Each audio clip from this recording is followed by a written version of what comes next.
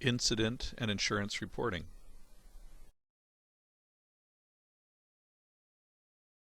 What is an incident that needs reporting? Even in the safest facility or setting, you can expect a number of incident reports each year. Managers and all staff need to understand what constitutes an incident so that the appropriate reporting occurs and remedial action is taken when necessary. What is an incident that needs to be reported? An incident includes, but is not limited to, incidents involving injury or illness, like a slip and fall or an injury involving equipment, such as burns or electric shock, cuts or wounds, reported chest pain while exercising, or a diabetic reaction.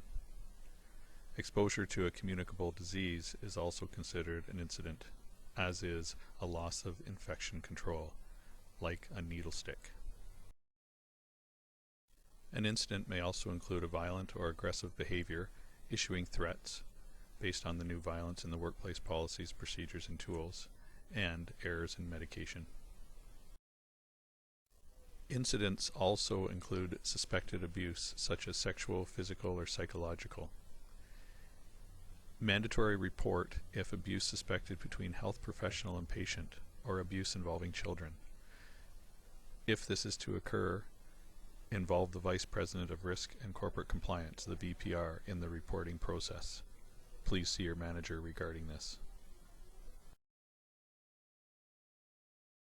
Other incidents that need reporting include possession or use of weapons, unauthorized departure from the program or clinic, use or possession of licit or illicit substances such as alcohol or street drugs, and sentinel events such as an occurrence involving death or serious physical or psychological injury.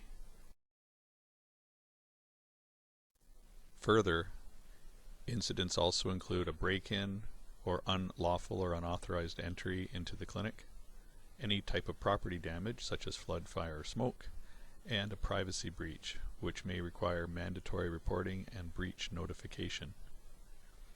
Theft of personal property and valuables, either from staff or our clients, is also an incident and should be reported.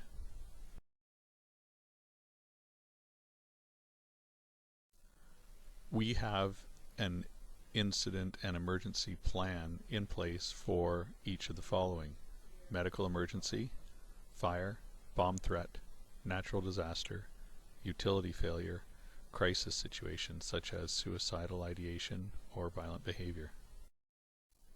When should the incident report be completed? As soon as possible.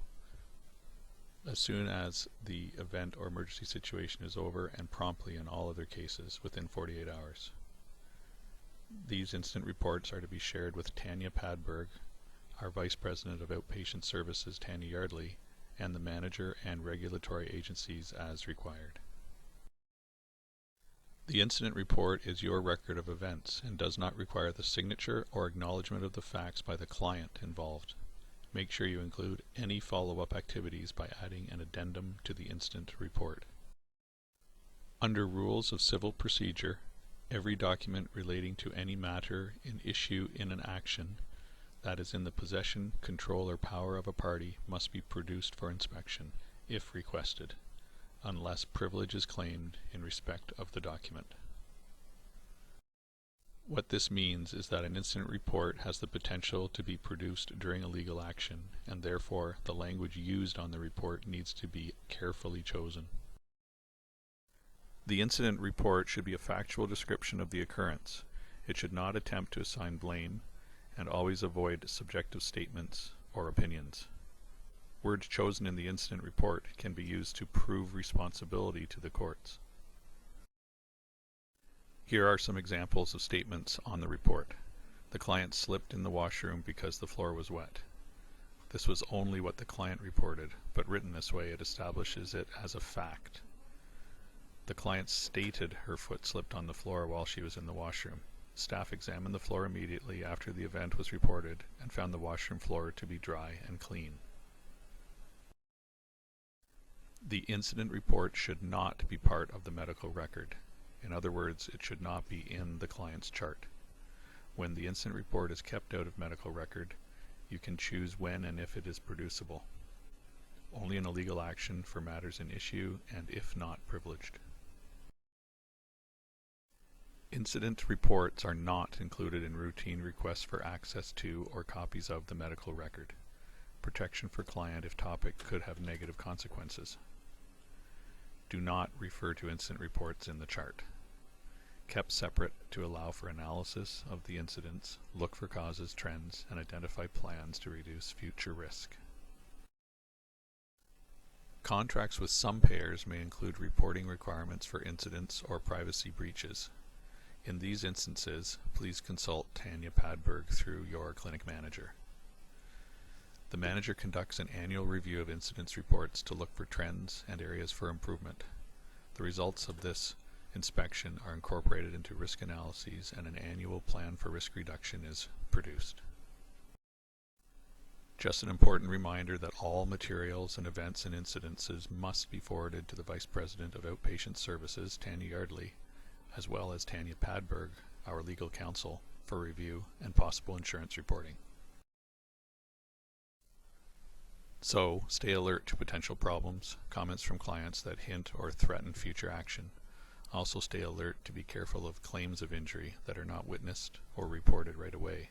Also, be careful how you respond to clients who threaten to take legal action but are not prepared to provide evidence to support their claim. What should you do? 1. Respond to the client. I will look into that for you. 2. Never admit liability or assign blame. And 3. Contact Tanya Padberg at the corporate office for direction as soon as possible after speaking with your clinic manager. Be careful to include all the information on the formal incident report. Do not keep your own secret notes. It is tempting to put your feelings in writing, but this could be required to be produced and then brought in as evidence. Notes often laden with opinions and accusations may have possible negative consequences. Just remember, you are not alone. Some incidents need to be reported to CBI Health's insurance carrier as soon as it happens, especially those involving physical injuries, theft, or property damage. This will be done by the corporate office. Reporting of claims is time sensitive, so do not delay. Remember, you have support from corporate staff on how to handle and respond to any unusual situation. Don't keep it to yourself. Thank you very much for listening to this presentation on incident and insurance reporting administration procedures.